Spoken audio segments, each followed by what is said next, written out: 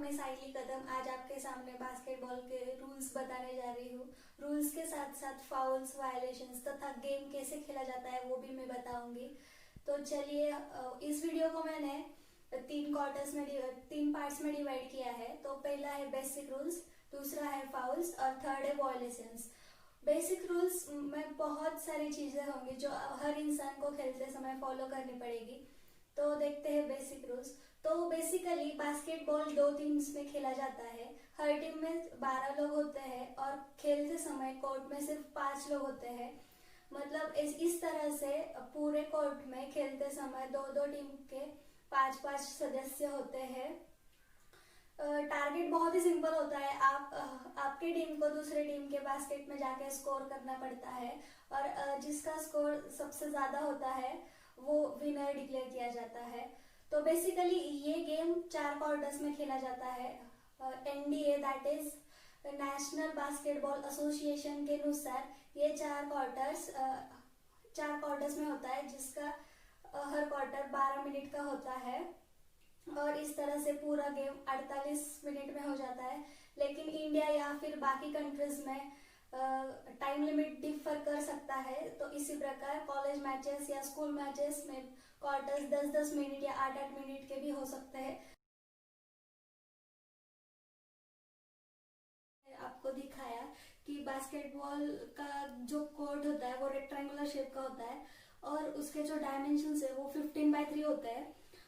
इसी प्रकार कोर्ट के दोनों एंड पे बास्केट होता है जो ऑलमोस्ट 10-10 फीट के हाइट पे होता है।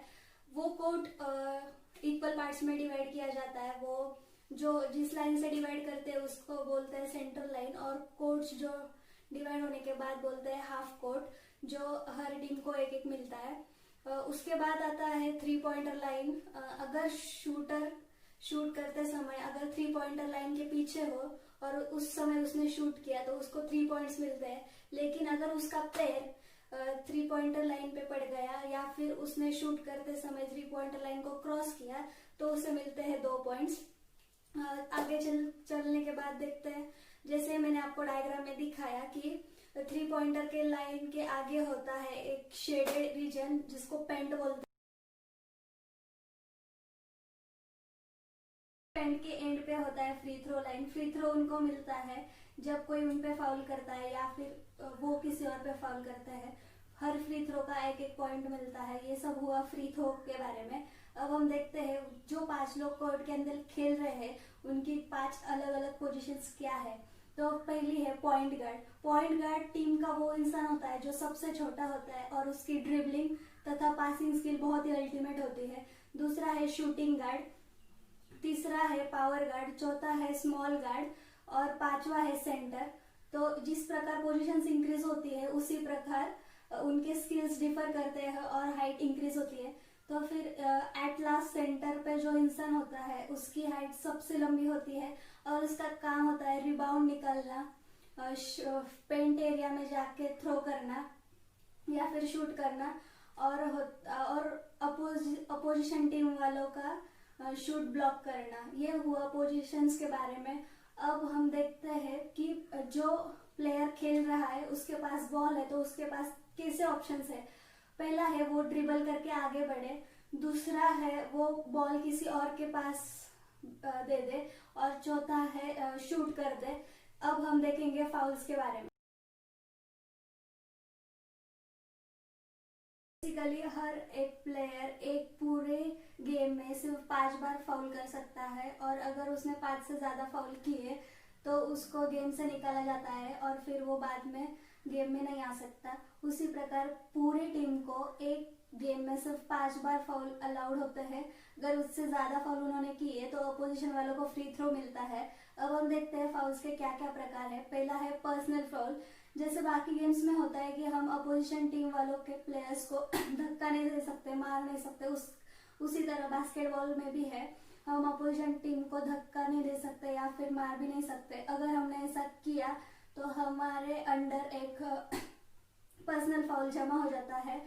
सेकंड फाउल जो होता है वो है फ्रैगनेंट फाउल। ये बहुत ही डेंजरस फाउल है। अगर हमारे टीम मेंबर्स ने अपोजिशन टीम मेंबर्स को चोट पहुंचाने की कोशिश की तो उसे बोलते हैं फ्रैगनेंट फाउल। अब तीसरा है टेक्निकल फाउल। जब कोई प्लेयर रेफरी के डिसीजन पर बहस करता है या फिर अपोजिशन वाले टीम मेंबर्स पे टॉन्ट करता है तो उसे बोलते हैं टेक्निकल फाउल।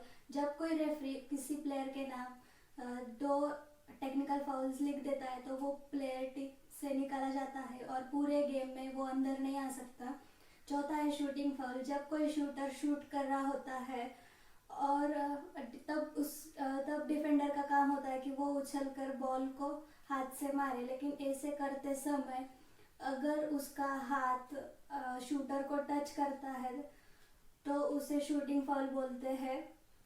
और अगर शूटिंग करते समय अगर वो शूटर 3 पॉइंटर लाइन के पीछे हो तो उस शूटर को 3 फ्री थ्रोज मिलते हैं।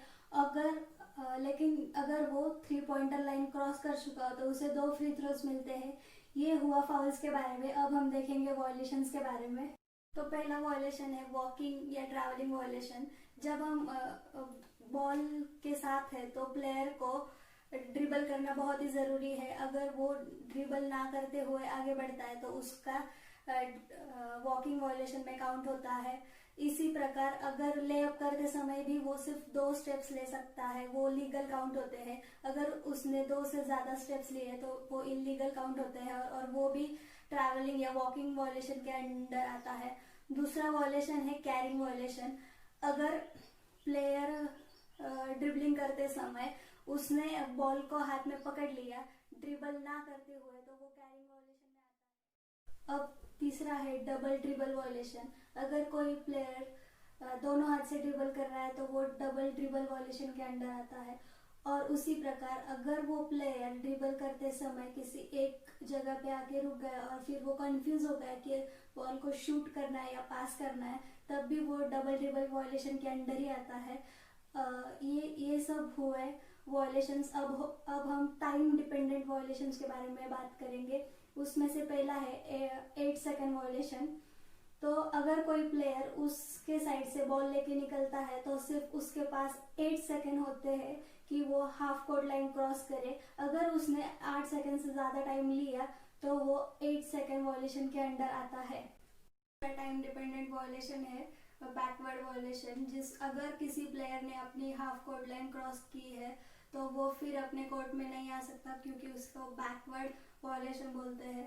उसके बाद आता है 24 सेकेंड वॉयलेशन। जब भी किसी टीम ने अपने कोर्ट में इंटर किया है तो उनके पास सिर्फ 24 सेकेंड होते हैं कि वो बास्केट अटेम्प्ट करे। अगर उन्होंने इससे ज़्यादा टाइम लिया तो उसे 24 सेकेंड वॉयलेशन बोलते हैं और अपोनेंट की टीम को उसकी वजह से फ्री थ्रो मिलता है। अब लास्ट वॉयलेशन है 3 सेकेंड वॉयलेशन। जब भी कोई प्लेयर पेंट रीजन में होता है तो उसकी ड्यूटी है कि वो 3 सेकेंड से ज़्यादा टाइम उस रीजन में ना रहे। अगर 3 सेकेंड से ज़्यादा वो उस रीजन में रहा तो उसको 3 सेकेंड वॉयलेशन बोलते हैं। ये सब हुए हमारे बेसिक रूल्स, फाउल्स और वॉयलेशंस के बारे में। Thank you.